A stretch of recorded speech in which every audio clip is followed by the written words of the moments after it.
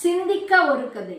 S G. Kittappa, இவர் KP. சுந்தராம்பாளினுடைய கணவர், புகழ்பெற்ற ஒரு நாடக கலைஞர்.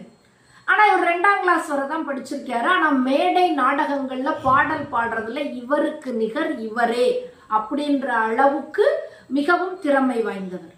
இவர் ஒரு முறை ஒரு வழக்காடு மன்றத்துல ஒரு சாட்சியாக போய் நிற்கிறார். சாட்சி கூண்டுல ஏறி நிற்கிறாரு. இவரை விசாரணை செய்த வக்கீல் ஒரு வெள்ளைக்கார வக்கீல். இப்ப அவரை விசாரணை செய்கின்றார். உங்களோட பேர் என்ன அப்படின்னு கேட்கிறாரு. கிட்டப்பான்றார். உங்களுடைய தொழில் என்ன அப்படின்னு சொல்லிட்டு கேட்கிறாரு. நான் ஒரு நாடக நடிகன் அப்படின்றார். உடனே இவரு கேட்கிறாரு, நடிகன் அப்படின்னா கூத்தாடி தானே, ஒருத்தர் எழுதி கொடுக்கறத அப்படியே பேசுறது தானே உங்களோட வேலை அப்படின்னு சொல்லிட்டு கேட்கிறாரு அந்த வக்கீல். உடனே இவரு சொல்றாரு, ஆமா. அப்படின்னா அது ஒரு மட்ட ரகமான தொழில் தானே அப்படின்னு கேட்கிறாரு.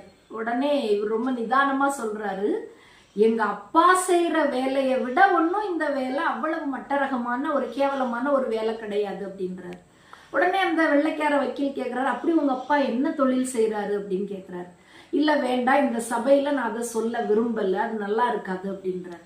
இல்ல பரவாயில்ல, நீங்க கூச்சப்படாம சொல்லுங்க, ஒன்னும் பிரச்சனை இல்லை அப்படின்றாரு.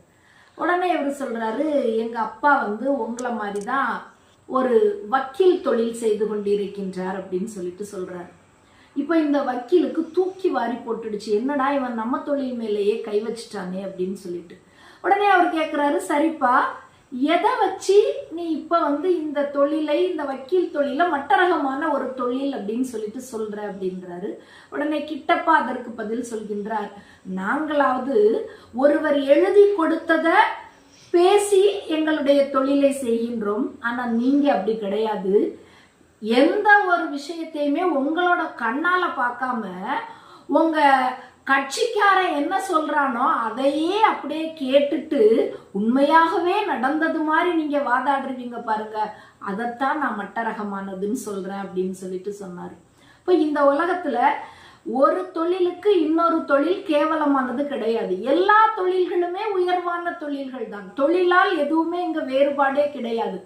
செய்யக்கூடிய நபர்களால் தான் சில தொழில்கள் மட்டரகமான தொழில்களாக மாறுகின்றதே ஒழிய தொழிலால் இங்க எதுவுமே வேறுபாடு கிடையாது. அதனால ஒருவருடைய தொழிலை அடிப்படையாக வைத்து ஒருத்தரை நாம என்னைக்குமே கேவலமாக பார்க்கவும் கூடாது, கேவலமாக பேசவும் கூடாது.